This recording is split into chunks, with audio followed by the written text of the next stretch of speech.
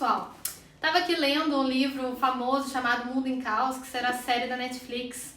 Livro top, viu? Vale a pena a leitura, meus amores. Mas vamos falar o tema de hoje, né?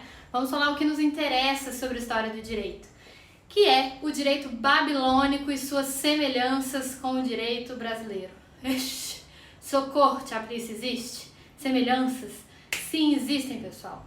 Nós estamos em 1726 a.C. Hammurabi foi o responsável direto por todo o esplendor alcançado pela Babilônia, principalmente após tê-la transformado em grande império.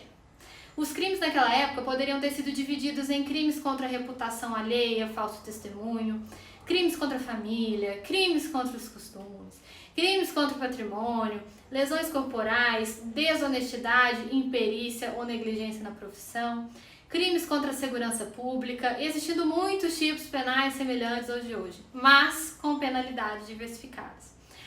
A conhecida pena de talião era recorrentemente adotada e tinha a finalidade de pôr termo a eventuais vinganças extremadas. O Código também previa as penas pecuniárias, que determinam o pagamento de certas quantias, variáveis em razão da gravidade do delito praticado e da condição social do indivíduo. Atualmente, de acordo com o Código Penal, o nosso Código, a prestação pecuniária consiste no pagamento em dinheiro à vítima, a seus dependentes, ou à entidade pública ou privada com destinação social, de importância fixada pelo próprio magistrado, não sendo inferior a um salário mínimo e nem superior a 360 salários mínimos. Já em relação ao direito civil, existia uma variedade de contratos e transações celebrados por todo o Império. Havia um sistema jurídico muito bem desenvolvido, principalmente no direito privado, ainda mais em contratos. Exemplo, venda, arrendamento, título de crédito, depósito, empréstimo, contrato social. Atualmente, a liberdade contratual é exercida nos limites da função social do contrato, sendo que nas relações contratuais privadas prevalece o princípio da intervenção mínima e a excepcionalidade da revisão contratual. Esse cenário também já era encontrado naquela época. Ainda naquela época, pessoal, uma coisa interessante, o chefe de família era aquele que dispunha de uma jurisdição doméstica, que lhe dava autoridade para julgar seus dependentes, tanto nas questões de direito civil como direito penal, sem, contudo, dispor do direito à vida e morte sobre tais pessoas. Os juízes, que já existiam antes de Cristo, quando eram provocados, não eram remunerados pelas funções judiciárias que exerciam.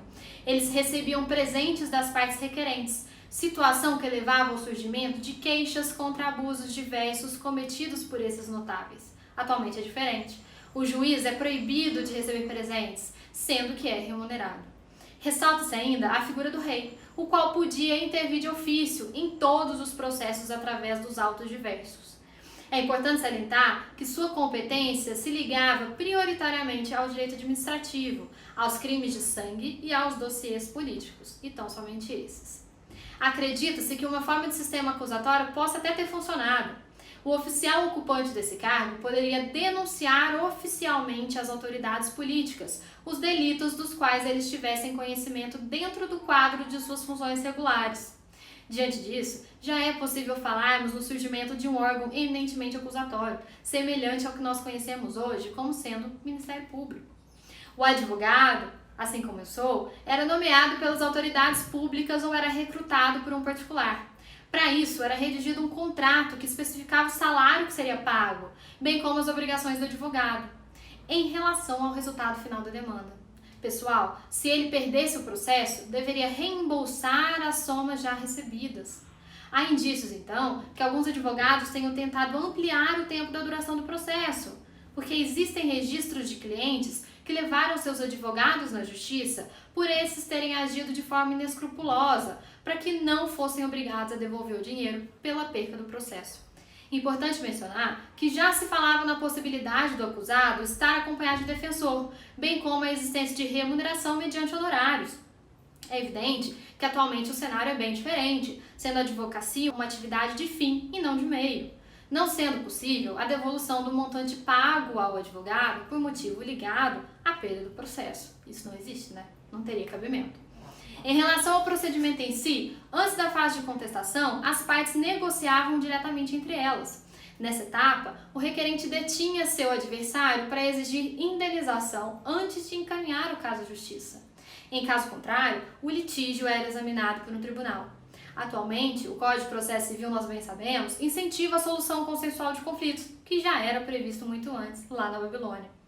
Em relação ao procedimento penal, previa-se a possibilidade do acusado pleitear a sentença de culpabilidade, de culpado, o que significa que ele renunciava à possibilidade de um processo e julgamento e aceitava a imposição de uma multa que era previamente estipulada pelo juiz. Atualmente, nós temos a existência de 2 institutos que nos lembram essa situação, que é o caso da transação penal e do acordo de não persecução penal. Em ambos os casos, havendo cumprimento das condições estabelecidas pelo Código de Processo Penal e lei específica, implica no não oferecimento de denúncia pelo Ministério Público, com a consequência declaração de extinção da punibilidade do acusado. E aí, conseguiram ver que na história tudo se repete? O direito não é uma ciência exata em que se transforma ao longo do tempo, na medida que a sociedade evolui. Há necessidade dessa evolução. O que cabe ao estudioso, o que cabe a você, é analisar o passado para que eventuais erros não se repitam em detrimento da sociedade, das garantias individuais e coletivas, bem como direitos já adquiridos com a evolução legislativa. Poxa, tema tenso de hoje, hein? Qualquer dúvida, deixe aqui nos comentários. Agora, acho que vou fazer uma leitura um pouco mais tranquila para poder descansar. Pessoal, a gente se encontra na próxima quarta-feira com um novo tema. Um grande beijo e nos encontramos na quarta que vem. Acho que pode ser esse, hein, cara? Leitura tranquila. Bem tranquila.